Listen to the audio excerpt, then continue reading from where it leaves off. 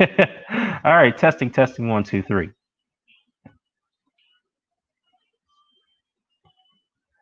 Testing, 1, 2, 3. There we go. Hey, what up, Ahmed? Yeah. So, all right, I'll just make this a quick media post-fight reaction. We have very good Showtime bout so far. In fact, I need to cover the other fights that took place earlier as well.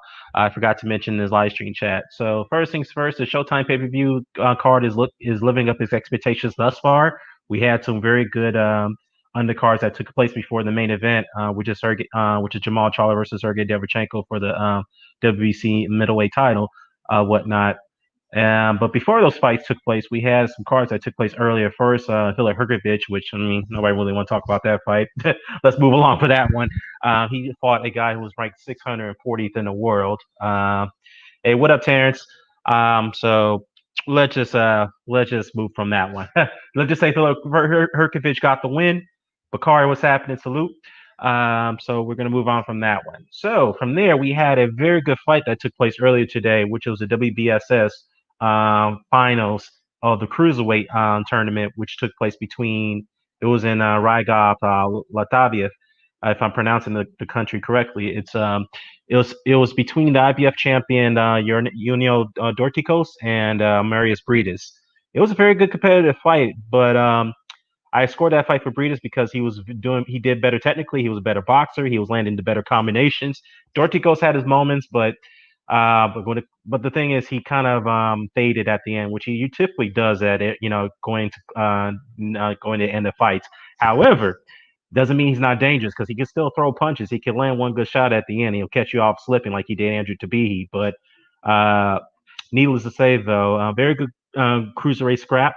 Rightful winner was Briedis. He is now the Muhammad Ali Trophy winner. He's also the Ring Magazine Cruiserweight champion. He's also the IBF champion, and now he's looking to. He said he wants to settle the score with Krzysztof Kowalski, which that his fight with Kowalski did end the controversy, which we all know what happened in that fight, which caused a dispute between him and Kowalski in the WBO, which I think they had to vacate the belt when he beat it off Kowalski, which was a controversial stoppage. But we don't need to go there. But speaking of Kowalski, he is set to fight Lawrence Okoli for that title. So uh, if anybody, if you want to go ahead and break down that fight, I would favor Kowalski because he's better technically. He has better balance. He places shots a lot better than Lawrence Okoli. Okoli is long. He's rangy. He can punch very hard, but sometimes Okoli's a little sloppy, and he just. The thing about Okoli is that he just grabs and hold all the fucking time. He does that Vladimir Klitschko type of shit. Jab, jab, and then grab and hold. Jab, jab, grab and hold. Or grab or hold, whatever you call it. Same thing. Hold. Jab, jab, hold. Grab, jab, jab, hold. So so basically, yeah, that Cruiserweight fight was pretty good on the WBSS. Josh Taylor defended his mandatory against Kong Sung. Um, I don't know. He stopped the fight. Well, the fight was stopped in the first round KO by a body shot to the liver, placed by Josh Taylor up against the ropes against Kong Sung. But if you look at the replay, it didn't look like he put any muster on that shot. But somehow, some way, depending on the timing where you place that shot, you can argue that that's why Kong Sung went down and he couldn't get up from it. But all I have to say is one thing about that is those two guys fighting for the light welterweight title. Josh Taylor, we all know, is a big fucking 140-pound fighter. He is huge. And Konsong, I mean, he is huge too. I don't know how those guys are able to make the weight. I'm just being honest. I mean, those guys look like fucking middleweights in there fighting for a light 140-pound title. Jesus Christ. But that's the one thing I have to point out. But anyways, that wasn't really, I mean, a good card by Frank Warren anyway. Charlie Edwards made his return. He fought, what's the guy's name? Luke Williams, I believe. I know his last name is Williams, but I gotta say is the scoring of that particular fight was pretty suspect. I think one or two judges scored that fight 99-91 because it was a 10 round bout, and this was Charlie Edwards' debut at bantamweight. He skipped flyweight. No, he skipped super flyweight to jump up to bantamweight. I don't know why he did that, but he had a tough time against Williams, and I thought that Williams fought a very close competitive fight. Now, I'm not going to argue that Charlie Edwards won the fight, but one judge only gave Williams only one round. I think one or two judges only gave him one round of that fight, and you telling me that? No, man, that the scoring has been kind of shaky as of late, and I'm going to get to that in this fight with Derevychenko versus Charlo. I'll get to that one in a second, but um, so all I gotta say is that the Showtime card kind of, really, this is a damn good card so far. The first half, which was expected, we led off with Casimero, I'm sorry, versus Duke Mackay. All right.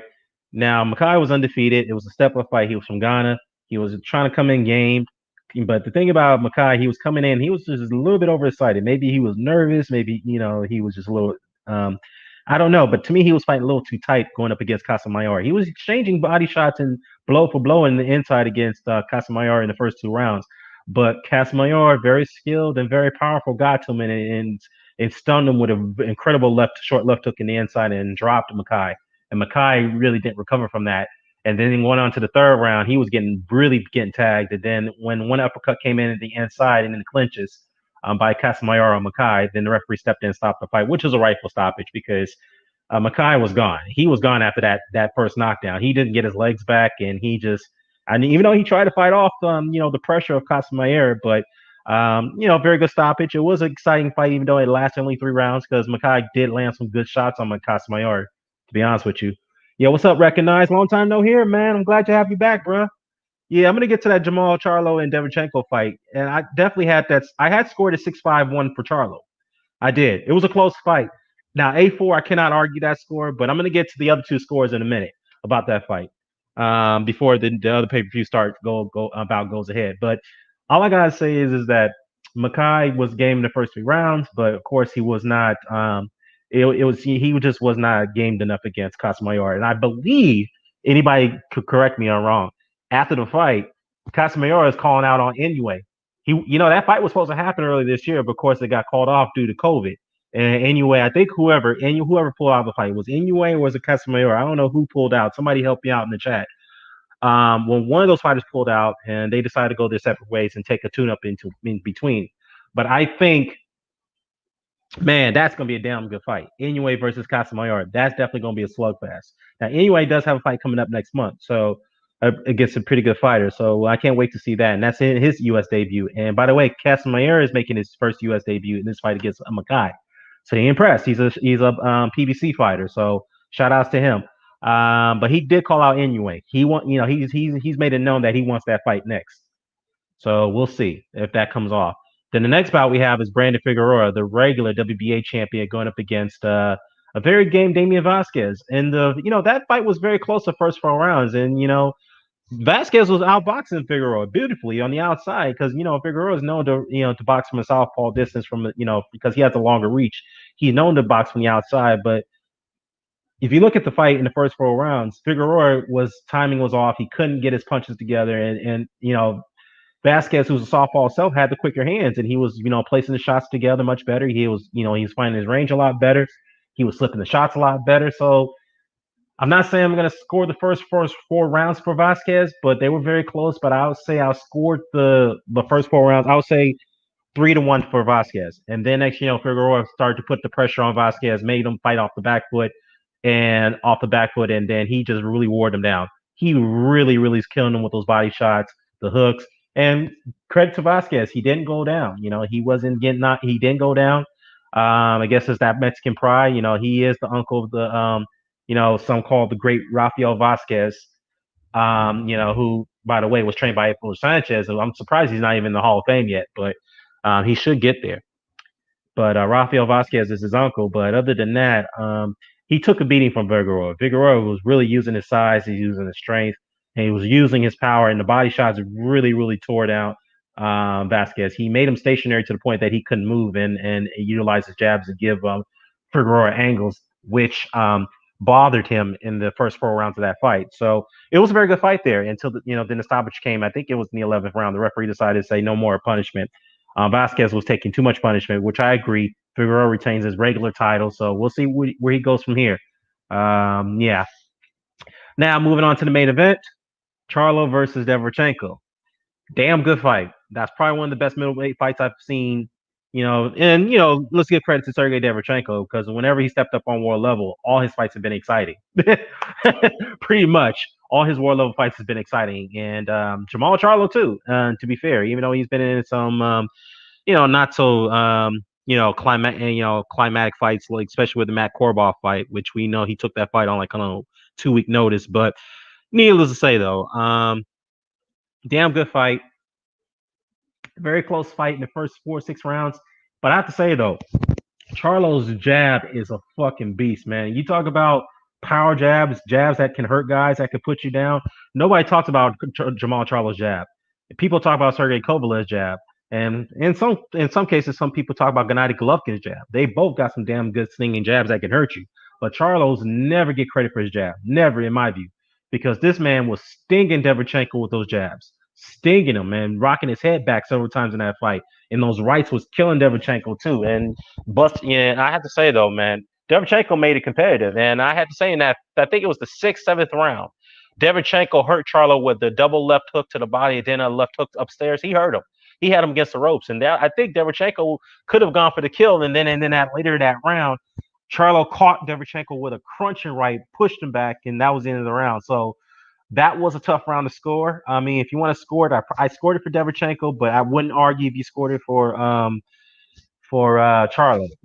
Um, Great back and forth fight, but again, I think it was a fourth round. I'm going to go back a little bit. It was the fourth round where Charlo stung Derevychenko with the crunching right when Derevychenko tried to dip away from his right cross, but Charlo punched down on it and caught him in the temple, and he buckled him a couple times in the closing rounds. I think it was the fifth round, I believe, that he buckled him. He could have knocked him down. And of course, in the last round of the fight, Charlo ended him in the final seconds. And Derevychenko, to me, won. It was an even round because Derevychenko was winning that round early. So if you look at my scorecard, I scored a 6-5-1 for Charlo.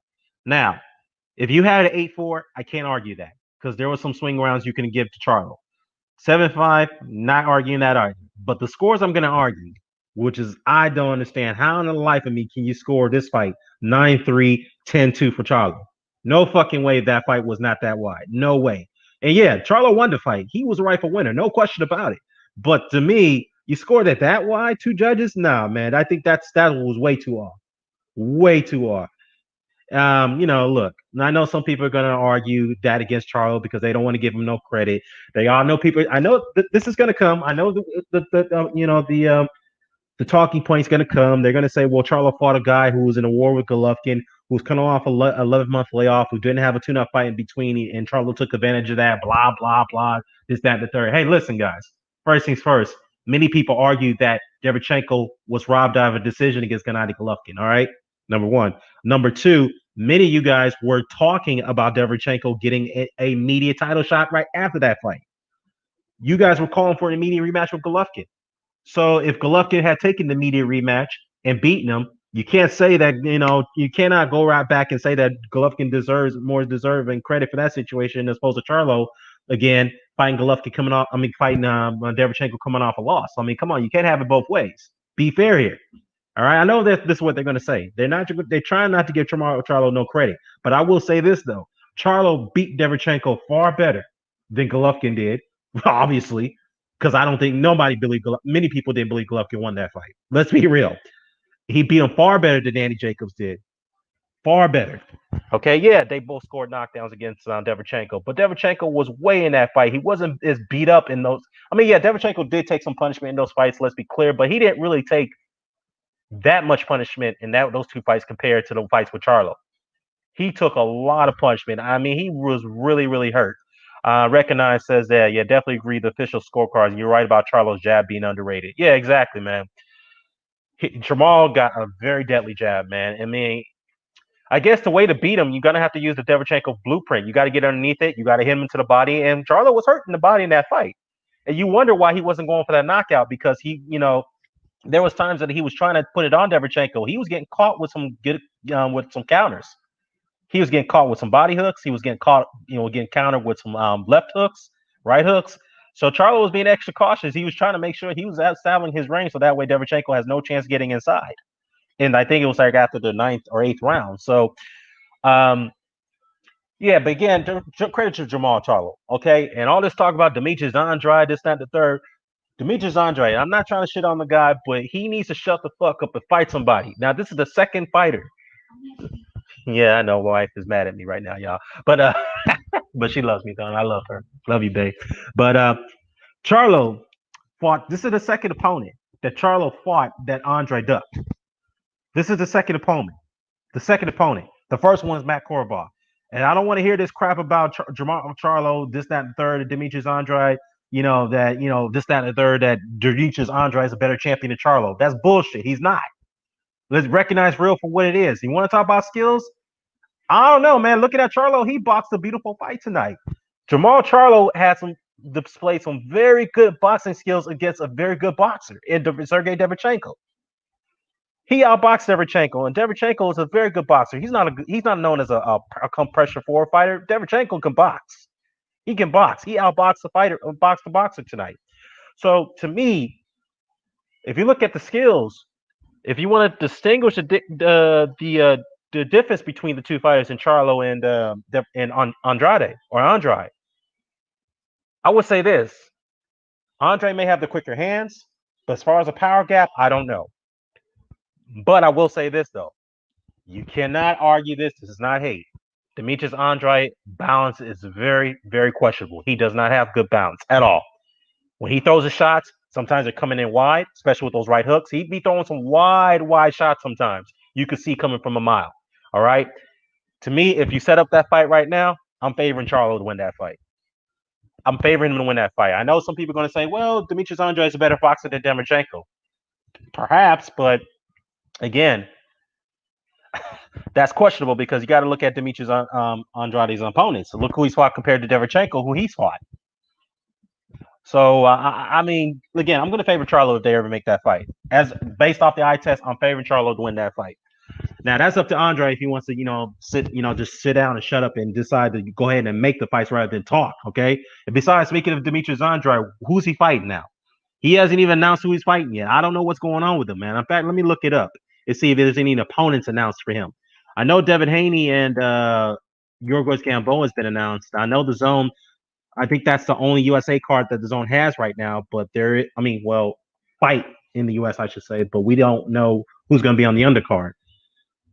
Demetrius Andrade. Let me see who's he lined up for because I haven't heard anything. Who's he lined up for? Nobody. Well, he has no opponent scheduled so far. We haven't heard from Andrade. What's going on there, man? I mean, all right, in fact, oh man, I hate to do this, but let me look at the WBO rankings. Yeah, I agree. Recognize. You said here that after tonight, I think he gives Canelo and GG problems. Well, I'll tell you this: Golovkin. I don't think Golovkin wants that fight. I think that will be a more easier fight for Charlo than the Derevychenko fight, and let me explain why. Because Derevychenko in spots of this fight was giving Charlo angles. Sometimes it was bothering Charlo a little bit. But to be fair though, Charlo did a very good job cutting off the ring against Derevychenko when he was trying to when Derevychenko was trying to keep the boxing from the outside. And Charlo got a longer reach than Golovkin. Golovkin is too flat-footed. He's slow-footed. Yes, he has better he does have good balance when he places shots, but Golovkin is a punching bag and he does not move his head very well. That is a problem for Golovkin. And Derevychenko, yes, I'm not saying he has a better chin than Gennady Golovkin, but he's got a chin. All right. And Charlo was busting him up. Golovkin, to me, if he takes that fight, credit to him, but he is going to get battered far worse than Derevychenko got battered tonight. We all know Gennady Golovkin is on a very, very rapid decline right now. He is. We know that. And I don't think he wants that fight. He wants that Canelo fight because he's trying to cash out. He's at the end of his career. He's at the end of it. So, I mean, if he decides if he can't get the Canelo fight, I think he should fight Charlo. Of course, the Demetrius Andrade fight fans are going to argue against that. Said no, Golovkin should fight Andrade. I don't care. At least I don't care who fights him. But what fight do I rather see? I'd rather see the Charlo and Triple G fight. I'd rather see that fight because I know we're going to get out of that fight. Now, as far as Andre is concerned, I will say this: Golovkin will make Andre fight, but I still favor Andre. I'll favor Andre to win that fight because Golovkin just does not do well against boxers. He just doesn't. Now, In his prime years, I could say though, if he, in his 5, 6 years ago, 7 years ago, he do a better job cutting off the ring, and he'll probably have better chance of winning the fights. But nah, man, I just don't. Yeah, no, Charlo versus Golovkin. I'm heavily favored Charlo to win that fight. I'm sorry to do that to Gennady Golovkin. I know people are saying you're not respecting him, but look at what he's done ever since after that second Canelo fight. He's regressed. That's a fact. He's regressed. He hasn't gotten any better under what's his name? Under what's his name? Jonathan. Damn. What's Jonathan's last name? Damn, I forgot his last name. It escapes my mind, but Jesus Christ. But anyways, yeah, my wife is mocking me, y'all. But anyways, yeah, as far as the Canelo fight is concerned, well, I mean, the Canelo fight would be a much tougher fight for Charlo. That's not a foregone conclusion. If I have to favor a fighter, I don't know. That's an even fight, but I don't know, man. I probably will going to favor Canelo slightly because Canelo is a much better fighter than Derevychenko, in my view. Much better fighter. Well, not much better, but he's a better fighter. Let's put it that way. Jonathan Banks. There you go. That's his last name. Yeah. So yeah, Recognize says that I think he got a great chance of beating Triple G. He would have to KO Canelo because of the obvious politics. Well, yeah, that's obvious. Or he's going to have to beat him convincingly. I mean, he's going to have to be in fights where, let's say he knocks down Canelo like 3 times and Canelo ends up surviving the fight. That's like the only situation he can beat him, or he's going to have to knock him out. Plain and simple. Now, as far as Golovkin, yeah, that's a much more winnable fight for Charlo than the Canelo fight. Much more winnable fight. Again, it's just based off the technical differences. Golovkin is a sitting target for Charlo. Charlo will tee off on him. I just can't see how Golovkin gets away from that left jab. I just can't see it. I just can't see how he's going to get away from that left jab. And Golovkin is vulnerable to uppercuts. And that's Charlo's best weapon is that uppercuts. He was hitting Derevychenko with those uppercuts whenever he was trying to come inside. And that's probably one of the reasons why the Derevychenko didn't want to go inside against Charlo after that 9th round, because he was getting hurt with those uppercuts in the inside. So, yeah, that's my take on it. So, anyway, guys, I'm going to get back into boxing right now. I just wanted to make this quick live stream. So, other than that, I'm out. Peace.